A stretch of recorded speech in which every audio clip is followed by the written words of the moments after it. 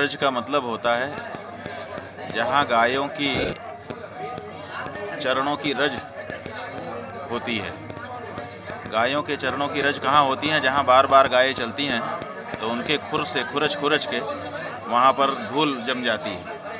उसी रज को ब्रज कहा जाता है। ब्रज माने गोष्ठ, जहाँ गाय विचरे, उस जगह को ब्रज कहा जाता है। तो हम लोग इस समय गौ हत्या बंदी की मांग को लेकर के और गौ माता को राष्ट्र माता के रूप में प्रतिष्ठित करने की मांग को लेकर के भगवान के चरणों में प्रार्थना कर रहे हैं। ब्रज में आए हैं क्योंकि किसी समय जब इंद्र रुष्ट हो गए थे और उन्होंने कहा कि हम मूसलाधार वर्षा करके गायों को डुबो देंगे, ऐसे समय में ये गिरिराज गोवर्धन ही आगे आए थे और इन्होंने गौओं की रक्षा की थी। आज जैसे उस समय इंद्र माने राजा, तो राजा गायों के खिलाफ हो गया था, तब गिरिराज गोवर्धन ने उनकी रक्षा की थी।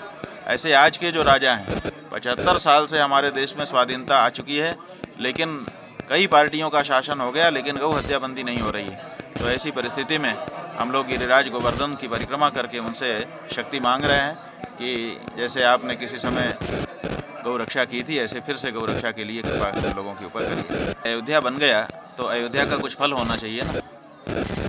कि मथुरा की बारी तो हो, बिल्कुल हो, हम मना नहीं कर रहे हैं, लेकिन अयोध्या बनने का क्या फल मिला, पहले ये देखना पड़ेगा ना। तो अयोध्या बनने का अगर कोई फल है तो मथुरा भी और काशी भी और सब बनना चाहिए। लेकिन अयोध्या बनने का अगर कोई फल नहीं है तो फिर अयोध्या मथुरा काशी भी बन जाए तो क्या होगा। तो इसलिए हम लोग ये चाहते हैं कि अब अयोध्या बन गया है और आप कहते हैं कि राम जी आ गए हैं, तो बड़ा अच्छा है। अब राम के आने पे कम से कम देश में गौ हत्या बंद हो जाए। तो जब गौ हत्या बंद हो जाएगी तो हम कह सकेंगे कि देखो राम आए तो गौ हत्या बंद हो गई। इसी तरह से कृष्ण आएंगे तो ये हो जाएगा, इसी तरह से शिव आएंगे तो ये हो जाएगा, तो हमको उत्प्रेरणा मिलेगी। इसलिए अगर राम आए हैं तो कुछ होना चाहिए। गौ हत्या बंदी हमारा सबसे प्रमुख कार्य है। बात यह है कि कोई चीज़ दिखती कब है, जब लोग उसके ऊपर फूंक मार करके जमी धूल हटा देते हैं, तब अंगारा दिखने लगता है। अन्यथा धीरे धीरे धीरे तुरहित हो जाता है, राख में छिप जाता है। तो लोगों की हृदय की जो गो भक्ति है, उस गो भक्ति को अपने को बार बार गौ माता की जय का नारा लगा करके और गौ माता की बात करके फूंक मार मार के हटाना पड़ेगा, तो अंदर से फिर से सब निकल आएगा। सबकी गौ भक्ति सो रही है, उसको जगाना है और जगाने के लिए हम लोग निकले हुए हैं और धीरे धीरे और भी लोग निकलेंगे। आप देखिएगा धीरे धीरे जागृति हो जाएगी। पहले कर लीजिए एक काम, तब दूजे का लीजिए नाम, एक ही साथ अनेक विचार, बहुतक जोगी मढ़ी उजार। पहले एक काम पूरा कर लेना चाहिए, तब दूसरे का नाम लेना चाहिए। हम बहुत सारे काम बना लें और सफल कोई ना हो तो उससे कोई फ़ायदा नहीं है। इसलिए पहला काम था राम जी का, वो काम हम लोगों ने कर दिया। अब राम आ गए, तो गौ हत्या बंद होनी चाहिए। गौ हत्या बंद होने के बाद तब दूसरा काम हम लोग हाथ में लेना चाहिए। सबसे पहला काम है जिसके लिए राम आए, जिसके लिए कृष्ण आए, जिसके लिए बड़े बड़े हमारे पूर्वजों ने बलिदान कर दिया, वो गाय कट रही है। अब हम अभी दूसरे किसी काम को आगे नहीं रख सकते हैं। हमारे लिए, किसी भी हिंदू के लिए, देखियो तुम्हारे घर में रोटी बनती है, माने सनातन धर्मी के घर में, तो वो भगवान मानता है अपने गुरु को। गुरु ब्रह्मा गुरु विष्णु गुरुदेव महेश्वरा कहता है। वो भगवान के सामने खड़ा होता है, कहता है तुम्हें माता पिता तुम्हें सर्वम, तुम ही सब कुछ हो हमारे लिए। लेकिन जब रोटी बनती है तो ना तो गुरु महाराज की निकलती है, ना तो भगवान की निकलती है। रोटी तो पहली गौ माता की निकलती है। इसका मतलब क्या है? इसका मतलब है कि अपने इस कृत्य के द्वारा हर सनातन धर्मी ये सिद्ध करता है प्रतिदिन कि सबसे ज़्यादा महत्वपूर्ण अगर हमारे लिए कोई चीज़ है तो गौ माता है। तो इसलिए गौ माता की हत्या बंद करना हिंदुओं का प्रथम कर्तव्य है, उसके बाद बाकी चीज़ें। पूज्य महाराज श्री हमारे स्वामी नरहरि करपात्री जी महाराज के महाजनों इन गतास पंथा, जो महापुरुष लोग जिस लीक पर चले हैं उस पर पूज्य महाराज श्री प्रशस्त हैं, पथगामी हैं। और इनका हेतु गिरिराज जी में आने का मात्र यही कारण है कि भगवान की गौचर भूमि है। गोपाल यहाँ गायों के साथ, ग्वाल बालों के साथ, बछड़ों के साथ, बिना गाय और बिना गोपाल, ये दोनों का समन्वय है। तो पूज्य महाराज श्री के हृदय में यह बात हुई कि हम गौ आंदोलन गोवर्धन गिरिराज जी से ही आरंभ करें, क्योंकि यह गिरिराज जी भगवान की गौचर भूमि है। यहाँ भगवान ने क्रीड़ा की है, गायों को चराया है, उनका पोषण किया है। तो इसलिए ये जो आंदोलन है हमारे पूज्य श्री स्वामी नरहरि करपात्री जी महाराज ने गौ आंदोलन किया और उसी को पूज्य महाराज श्री आगे बढ़ा रहे हैं और गिरिराज जी से, ब्रजवासियों से यह विशेष स्नेह ले करके इस गौ आंदोलन का एक हिस्सा है।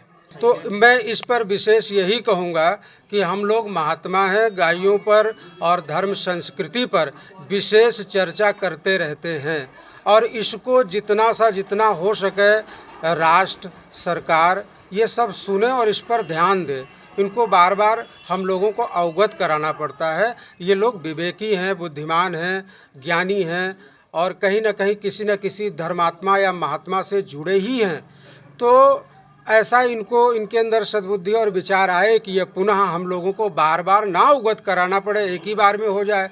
अभी थोड़ी देर पहले आपने प्रश्न किया था कि राम जन्मभूमि, ठीक, अब कृष्ण जन्मभूमि की बारी है। इस पर हमें टीका टिप्पणी करना उचित नहीं है, लेकिन इतना ज़रूर कहूँगा कि कृष्ण तो तभी शोभायमान होता है जब उसके बगल में कपिला गाय, सफ़ेद रंग की गाय, गौ माता जब खड़ी होती है।